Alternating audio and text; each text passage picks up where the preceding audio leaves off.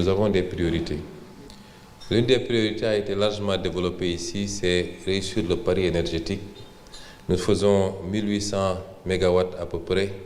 Et à l'horizon 2030, notre objectif, c'est de faire 10 000 MW pour pouvoir répondre valablement à notre ambition industrielle, mais exporter également de l'énergie dans la sous-région. Et cela passe par le mix énergétique, évidemment notre gaz.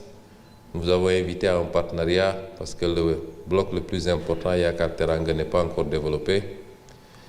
Mais ça passe également par les énergies renouvelables et j'ai moi-même eu à recevoir plusieurs initiatives chinoises dans le domaine de l'énergie solaire.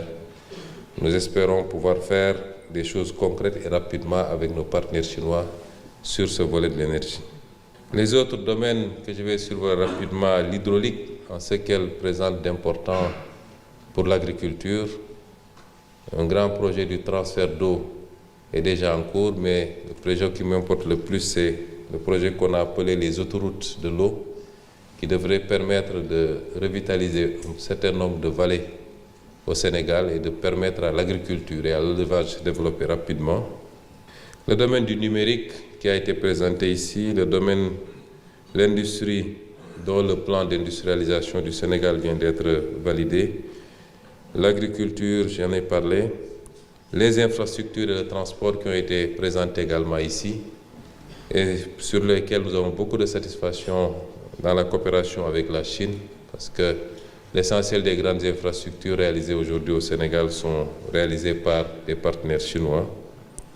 La question des logements et particulièrement du logement social, et je me réjouis de l'accord qui sera signé tout à l'heure, et la transformation locale dont j'ai parlé sont autant de priorités pour notre pays. Je voulais inviter donc, pour terminer, les secteurs privés des deux pays à travailler ensemble, parce que je vous l'ai dit à l'entame de mon propos, le secteur privé est l'un des maillons les plus importants, le maillon le plus important, presque plus que l'État, pour nous permettre de réaliser cet ambitieux programme de la vision 2050. Nous encouragerons donc le partenariat privé-privé entre les secteurs privés de la République populaire de Chine et du Sénégal. Nous encouragerons les initiatives privées individuelles venant de l'un ou l'autre. Nous encouragerons les accords partenariats publics-privés et surtout nous mettrons en œuvre toutes les réformes dont M. le directeur général d'APIX a parlé tantôt, les réformes sur le plan fiscal, le code des investissements, les réformes foncières, toutes les réformes qui doivent accompagner ce processus et pour permettre à l'investisseur d'être à l'aise dans notre pays, d'avoir un investissement sécurisé, un retour sur investissement, parce que vous travaillez pour gagner, tout en faisant gagner le pays. Nous vous attendons donc impatiemment au Sénégal. Vous y serez à l'aise. C'est un pays réputé être un pays d'hospitalité. Son second nom, c'est la Teranga, qui en Wolof veut dire hospitalité.